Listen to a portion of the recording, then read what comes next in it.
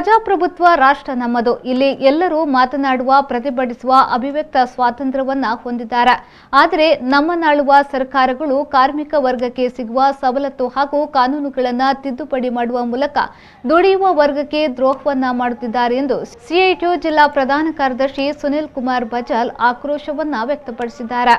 ಅವರು ಮೂಡಬಿದ್ರಿಯ ತಾಲೂಕು ಕಚೇರಿ ಮುಂಭಾಗದಲ್ಲಿ ಕೇಂದ್ರ ಕಾರ್ಮಿಕರ ಸಂಘಟನೆಯ ನೇತೃತ್ವದಲ್ಲಿ 2 ದಿನಗಳ ಕಾಲ ನಡೆಯುವ ಅಖಿಲ ಭಾರತ ಸಾರ್ವತ್ರಿಕ ಮಹಾ ಮುಷ್ಕರದ ಅಂಗವಾಗಿ ನಡೆದ ಪ್ರತಿಭಟನೆಯಲ್ಲಿ ಮಾತನಾಡಿದರು.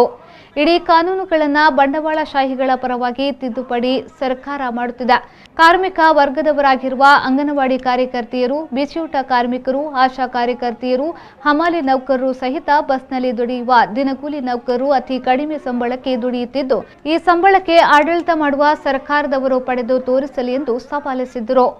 ಕಂಪನಿಗಳ ಪರವಾಗಿ, ಬಂಡವಾಳಶಾಹಿಗಳ ಪರವಾಗಿ, ಮಾಲಕರ ಪರವಾಗಿ ಇವತ್ತು ಬಿಡಿಸತಕ್ಕಂತಹ, ತಿದ್ದುಪಡಿ ಮಾಡತಕ್ಕಂತ ಕೆಲಸವನ್ನ ಈ ಸರ್ಕಾರ ವ್ಯವಸ್ಥಿತವಾಗಿ ಮಾಡ್ತಾ ಇದೆ. ಇದು ಒಂದು. ಎರಡನೇದಾಗಿ ಸಾಮಾಜಿಕ ಭದ್ರತೆಯ ಪ್ರಶ್ನೆ.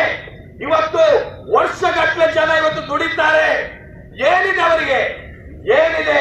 ನಮ್ಮ ಇಲ್ಲಿ ಬಂದಿರತಕ್ಕಂಥವರು ಬಿಸಿಯೂಟ ನೌಕರರಿದ್ದಾರೆ, ನಮ್ಮ ಬೀಡಿ ಕಾರ್ಮಿಕರಿದ್ದಾರೆ, ಕಟ್ಟಡ ಕಾರ್ಮಿಕರು, ಅಂಗನವಾಡಿ ಕಾರ್ಯಕರ್ತೆಯರು, ಆಶಾ ಕಾರ್ಯಕರ್ತೆಯರು, ಹಮಾಲಿ ಕಾರ್ಮಿಕರು, ಬೀದಿ ಬದಿ ವ್ಯಾಪಾರಸ್ಥರು, ಆಟೋ ರಿಕ್ಷಾ ಚಾಲಕರು, ಬಸ್ಸಿನ ಕಂಡಕ್ಟರ್ ಡ್ರೈವರ್ಸ್ನವರು, ಹೀಗೆ ಎಲ್ಲಾ ವಿಭಾಗದ ಕಾರ್ಮಿಕರನ್ನ ತೆಗೆದು ನೋಡಿ. ವರ್ಷಗಟ್ಟಲೆ ದುಡಿದ್ರು ಕೂಡ ಅವರಿಗೆ ಯಾವುದು ಸವಲತ್ತಿಲ್ಲ, ಸಾಧ್ಯ ಇಲ್ಲ. ಅದಕ್ಕೆ ಕಾನೂನು ಹೇಳುದು. ಇನ್ನು ಸಂಹಿತೆ ಅಂದ್ರೆ ಕೊಟ್ಟರು ಆಗ್ತದೆ, ಕೊಡದಿದ್ರು ಆಗ್ತದೆ.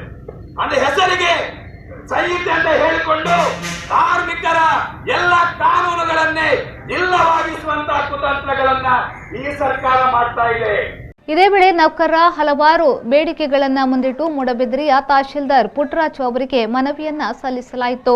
ಕರ್ನಾಟಕ ಪ್ರಾಂತ ರೈತ ಸಂಘದ ಪ್ರಧಾನ ಕಾರ್ಯದರ್ಶಿ ಕೆ ಯಾದವ್ ಶೆಟ್ಟಿ, ಬಿಸಿಯೂಟ ನೌಕರರ ಪ್ರಧಾನ ಕಾರ್ಯದರ್ಶಿ ಗಿರಿಜಾ, ಮೂಡಬಿದ್ರೆ ವಲಯ ಸಿಐಟಿಯು ಅಧ್ಯಕ್ಷೆ ರಮಣಿ, ಕಾರ್ಯದರ್ಶಿ ರಾಧಾ, ಉಪಾಧ್ಯಕ್ಷ ಶಂಕರ್ ವಾಲ್ಪಾಡಿ, ಜೊತೆ ಕಾರ್ಯದರ್ಶಿ ಲಕ್ಷ್ಮಿ, ದಲಿತ ಸಂಘದ ಕೃಷ್ಣಪ್ಪ ಕೋಣಾಚೆ, ಕಮಿಟಿಯ ಸದಸ್ಯರಾದ ಕೃಷ್ಣಪ್ಪ ಜಯಾನಂದ್ ಪೂಜಾರಿ ಮಾರೂರು ಉಪಸ್ಥಿತರಿದ್ದರು.